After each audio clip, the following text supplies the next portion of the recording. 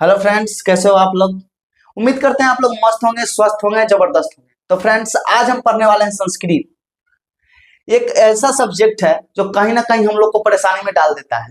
तो फ्रेंड्स, इसका टेंशन आप छोड़ दीजिए, क्योंकि हम लेके आए हैं बिल्कुल जीरो से, यानी कि जीरो से हीरो तक के सफर में आप बने रहिए मेरे साथ। मैं सचिन सर, और आपको जीरो से हीरो बना दूंगा। उम्मीद कीजिए हम पर, और इसी बात पर चैनल को फटाफट सब्सक्राइब कर लीजिए, क्योंकि चैनल अभी नया है। तो फ्रेंड्स, अब सारा बात छोड़ते हुए सबसे पहले हम इसको समझ लेते हैं कि संस्कृत क्या है। ठीक है, तो संस्कृत जो है वह एक प्राचीन भाषा है। ठीक है, संस्कृत क्या है? प्राचीन भाषा है। इसलिए हमें संस्कृत को देवताओं का भाषा भी बोला जाता है। यूं कह लीजिए कि आप देखे होंगे कि अभी भी जितने पंडित जी पूजा वूजा करवाते हैं तो संस्कृत में ही मंत्र बोलते हैं। इसलिए इसको माना गया है कि देवताओं का भाषा है, यानी कि जो देवता लोग थे वो संस्कृत में बात करते थे। यानी कि पुराना ग्रंथ भी अभी आप पढ़िएगा तो उसमें आधा से ज्यादा संस्कृत का शब्द आपको देखने के लिए मिल जाएगा, यानी कि संस्कृत में ही रहता है। इसलिए इसे देवताओं का भाषा माना गया है। ठीक है, तो देखिए, अब हम इसको थोड़ा बेसिक से समझ लेते हैं, यानी कि पूरा जीरो लेवल से, और एक बार में समझ में आएगा। आप ध्यान दीजिए थोड़ा सा इस पर। तो देखिए, सबसे पहले हम यहाँ पर लिखे हैं एक वचन, द्विवचन, बहुवचन, जो कि हर सब्जेक्ट में होता है, यानी कि हिंदी में भी और इंग्लिश में भी और संस्कृत में भी। लेकिन इसमें एक चेंज है। देखिए, हिंदी में जो वचन होते हैं वो दो होते हैं। पहला होते हैं एक वचन और दूसरा होता है बहुवचन।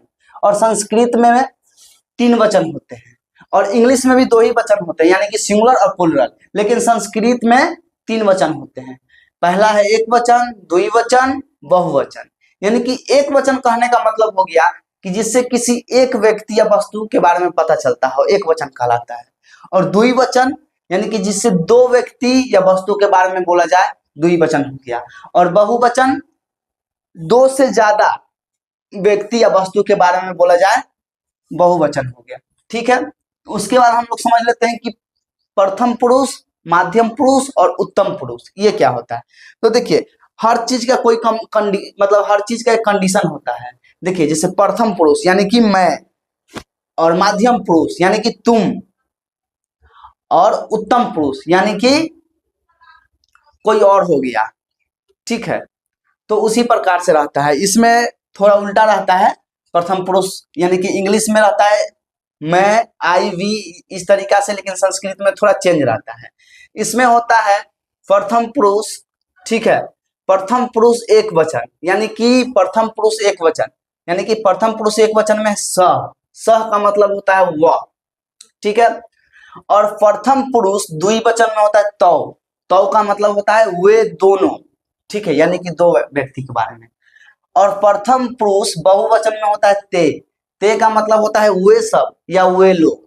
ठीक है, वे सब या वे लोग। ठीक है, उसके बाद माध्यम पुरुष एक वचन, माध्यम पुरुष एक वचन में होता है तुम। ठीक है, तुम यानी कि त्वम का मतलब होता है तुम। ठीक है, माध्यम पुरुष द्विवचन में होता है युवाम का मतलब होता है तुम दोनों। और माध्यम पुरुष बहुवचन में होता है यूयम का मतलब होता है तुम लोग। ठीक है, उसके बाद उत्तम पुरुष एक वचन, उत्तम पुरुष एक वचन में क्या होता है मैं, यानी कि अहम मीन्स होता है मैं। ठीक है, उसके बाद उत्तम पुरुष द्विवचन में होता है आवाम यानी कि हम दोनों। ठीक है, और उत्तम पुरुष बहुवचन का मतलब होता है वयम का मतलब होता है हम लोग। तो देख लीजिए, वह, वे दोनों, वे सब, तुम दोनों, तुम लोग, मैं, हम दोनों, हम लोग। सेम उसी प्रकार से है, एक वचन, द्विवचन, बहुवचन, उसी के अनुसार से बांट दिया गया है। ठीक है, तो अब हम यहाँ पर समझेंगे कि किस प्रकार से हम इसको अनुवाद कर सकते हैं। ठीक है, तो देखिए, ये जो है, ये यहाँ से ये बहुत ज्यादा इंपॉर्टेंट है, इसको याद कर लीजिएगा। ठीक है, इसको आप कॉपी पर नोट कर लीजिएगा कि सह मीन्स क्या होता है, तो मीन्स क्या होता है, और ते मीन्स क्या होता है। उसके बाद तुम यानी कि त्वम मीन्स तुम होता है, युवाम मीन्स तुम दोनों होता है, युवम मीन्स होता है तुम लोग। ठीक है, फिर ये भी, ये बहुत इंपॉर्टेंट है, इसको याद कर लीजिएगा, ठीक है। अगर ये याद नहीं रहेगा तो हम अनुवाद नहीं बना सकते हैं।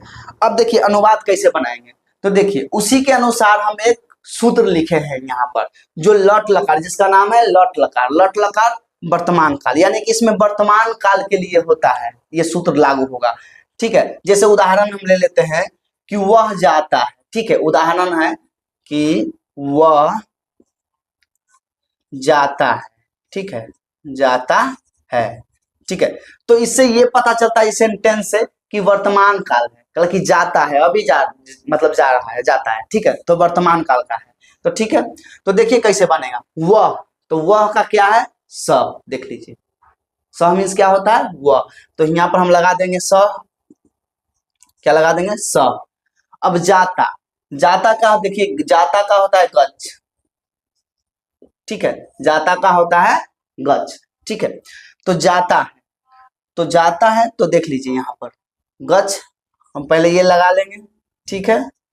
और उसके बाद देख लीजिए कौन पुरुष और कौन वचन का है, तो यहाँ पर सह देखिए कौन पुरुष कौन वचन में था, यहाँ पर ये देखिए सह कौन पुरुष कौन वचन में, तो सह तो यहाँ पर है सूत्र के अनुसार प्रथम पुरुष और एक वचन में, तो प्रथम पुरुष एक वचन में यहाँ पर क्या लगा हुआ है ती, तो हम यहाँ पर क्या लगा देंगे ती, तो हो गया सह गच्छति, ये हमारा बन गया अनुवाद, ठीक है। उसी प्रकार से जितना भी वर्तमान काल में आएगा सबका अनुवाद इसी से हमको करना है, ठीक है। इसका सूत्र देखिए बहुत आसान है, एक बार में याद हो जाएगा। इसका सूत्र है ती तह अंति सी थ थ आमी आवह आम, बहुत आसान है, इसको आराम से हम लोग याद कर सकते हैं, ठीक है। और कभी भी याद कीजिएगा तो एक वचन इस तरीका से देख लीजिएगा, नहीं तो फिर गड़बड़ हो जाएगा। अब हम कुछ उदाहरण लेते हैं, ठीक है, कुछ उदाहरण लेते हैं और उसको हम थोड़ा सा बनाने का कोशिश करते हैं। तो देखिए आपके सामने ही बनाते हैं, तो देखिए वह खाता है, मान के चलिए देखते हैं, खाता है, ठीक है, वह खाता है। वे दोनों जाते हैं, ठीक है, जाते हैं, ठीक है। वे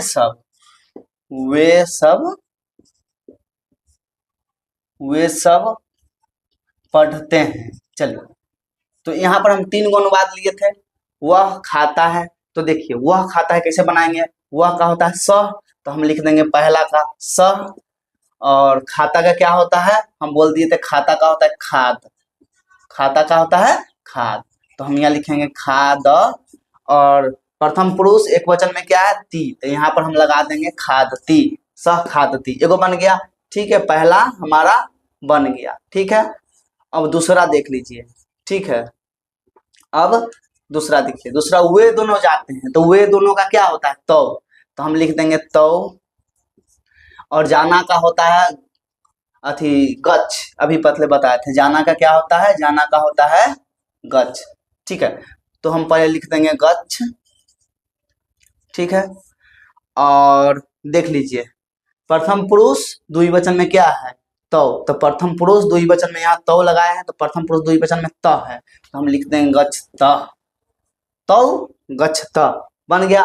फिर तीसरा देख लीजिए वे सब पढ़ते हैं, तो तीसरा देख लीजिए वे सब पढ़ते हैं, ठीक है, ये दूसरा था और ये है तीसरा वे सब पढ़ते हैं, तो हम लिखेंगे ते, क्योंकि देख लीजिए तीसरा में ते मीन्स होता है वे सब, ते, और पढ़ना का होता है पठ, पठ, ठीक है, पढ़ना का। अब क्या लगाएंगे इसमें, तो ते, यानी कि प्रथम पुरुष बहुवचन, तो प्रथम पुरुष बहुवचन हम डायरेक्ट आएंगे अंति, तो यहाँ लगा देंगे पठंती, ठीक है, तो ते पठंती, तो ये भी बन गया, बहुत आसान है, ठीक है। इसी प्रकार से हम चाहें तो और भी बना लेंगे, फिर कहीं से बना लेंगे, ठीक है। यानी कि वर्तमान काल के लिए कभी भी हम किसका उपयोग करेंगे, लट लकार का, ठीक है, वर्तमान काल के लिए हम हमेशा लट लकार का उपयोग करेंगे। और ऐसा नहीं है कि सिर्फ वर्तमान काल का ही, भूतकाल, वर्तमान काल, भविष्य काल, हर समय के लिए जिस तरीका से हम टेंस में पढ़ते हैं अलग अलग टेंस, उसी प्रकार से इसका अलग अलग सूत्र होता है, और उसी पर हम बैठाएंगे और हमारा क्या होगा, सारा अनुवाद बन जाएगा। तो आप सबसे पहले इसको नोट कर लीजिए और इसको याद कर लीजिए, और ये दोनों को याद कर लीजिए, और कुछ हम बनाकर लाने के लिए देते हैं, आप प्रैक्टिस कीजिएगा, उसको बनाइएगा, ठीक है। तो सबसे पहले हम लिख देते हैं कि वह पढ़ता है, ठीक है, पढ़ता है, पहला हो गया। दूसरा हो गया तुम दोनों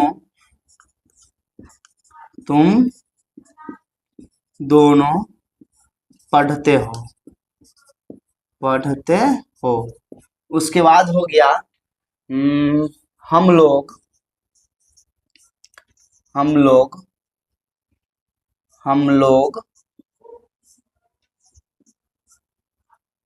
पढ़ते हैं, पढ़ते हैं, हम लोग पढ़ते हैं।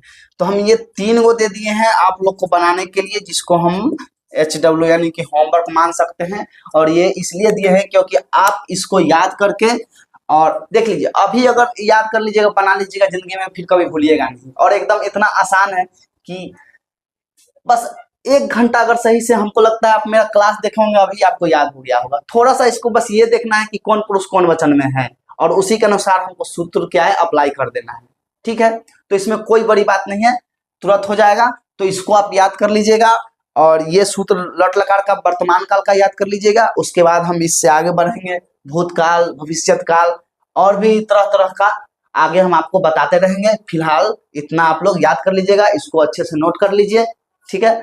हम हट जाते हैं, इसको अच्छे से नोट कर लीजिए।